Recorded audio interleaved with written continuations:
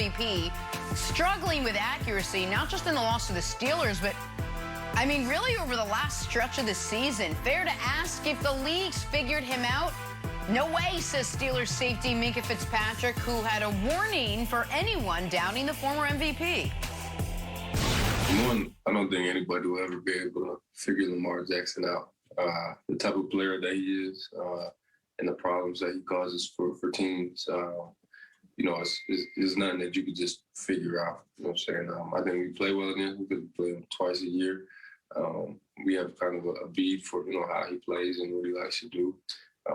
It's just everybody doing their job up front, keeping him in the pocket, in the back end, not letting any balls going over our head and anything that's, thrown in front of us, coming up and tackling us. So it's just a team effort in regards to, limiting their big playability.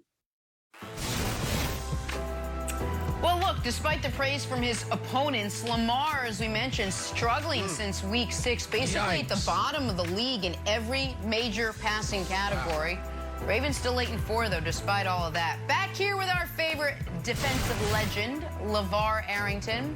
LeVar, has the league figured out Lamar? I mean, I think Minkah Fitzpatrick said it correctly. I don't think that the league has figured out Lamar Jackson, but I think the key is to figure out the Baltimore Ravens offense. They've got 4 losses. You just saw the stat line that Lamar Jackson is putting up. By no means does that stat line say that Lamar Jackson isn't the same player that he's been in years past. All it's saying is that this offense is performing poor than it was in his first couple seasons as the starting quarterback. So I think there's accuracy to what Minkah is saying. Like, do you have to keep Lamar Jackson in the pocket? Yes, we saw that take place with Josh Allen. Josh Allen's having a difficult year this year as well. So when you're talking about quarterbacks that have that type of athleticism, the ability to run and escape outside of broken down pockets, broken down plays, defenses are catching up to how to play against those types of quarterbacks. And I think that's the key, is that you got to cover longer. You got to find ways to have guys in the right positions in those windows that may exist when the quarterbacks move around.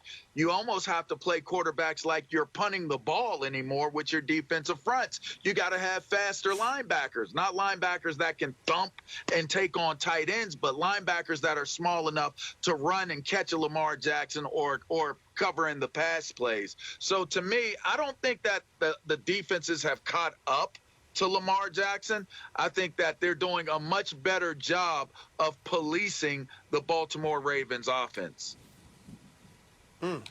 And Lamar, I believe, is clearly having the worst year of his career. And it's not a great trajectory. Unanimous MVP, to the next year, very good quarterback, to this year, by any metric, below average.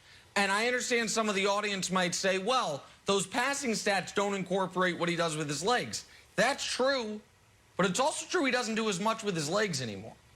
He has 2 rushing touchdowns this year. He has 2 runs of greater than 25 yards. By the way, all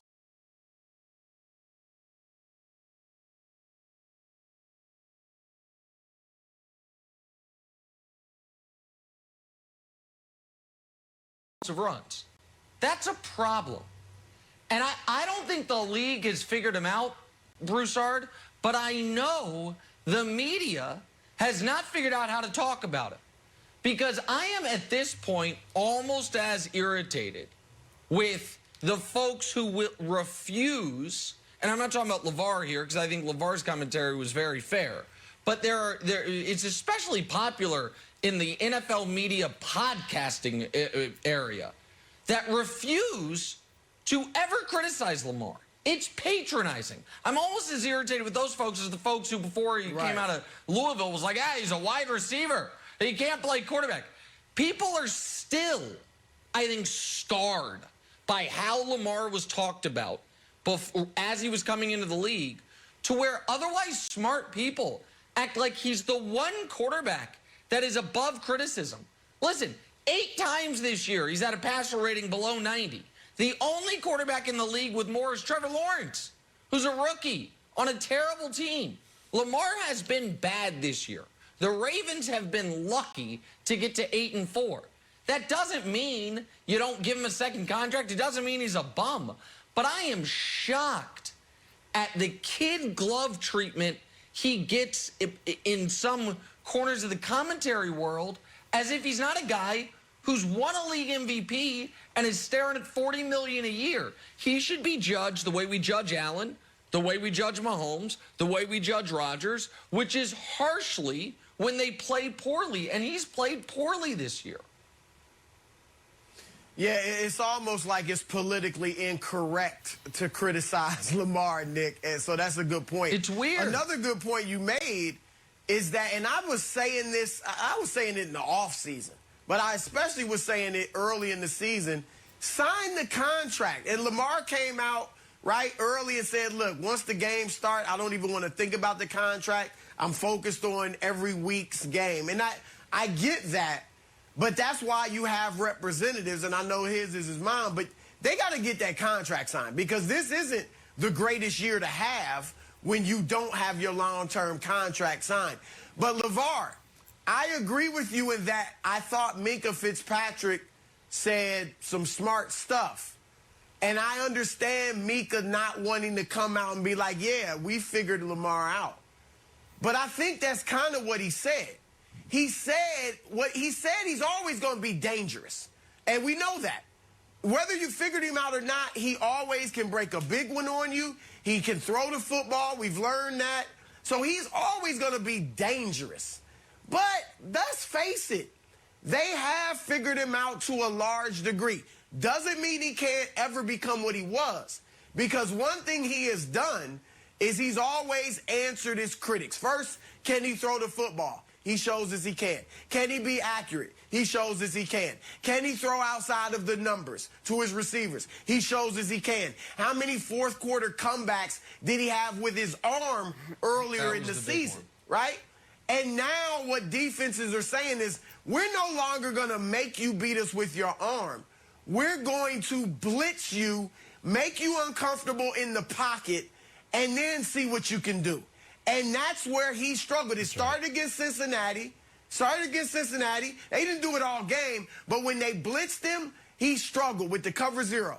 Miami did it practically the whole game, and now he's seeing a steady diet of that almost every week. Pittsburgh, blitz heavy, got pressure on him. He sacked 7 times. So he can't hold the ball as long. You saw in the Pittsburgh game, he had some receivers open at times, Wilds, and he just held on to the ball and didn't throw it quick enough. So Lamar's now being called on to make another adjustment to where he can play well against the blitz, which is what he doesn't do right now. So LeVar, I want to show you an interception and get your take on it, because I'm having a hard time wrapping my head around have defenses figured Lamar out versus he's just making poor decisions when he's pressured. So he's got 5 interceptions in the last 2 games. This one, he's just faded back here, and he's trying to make something happen.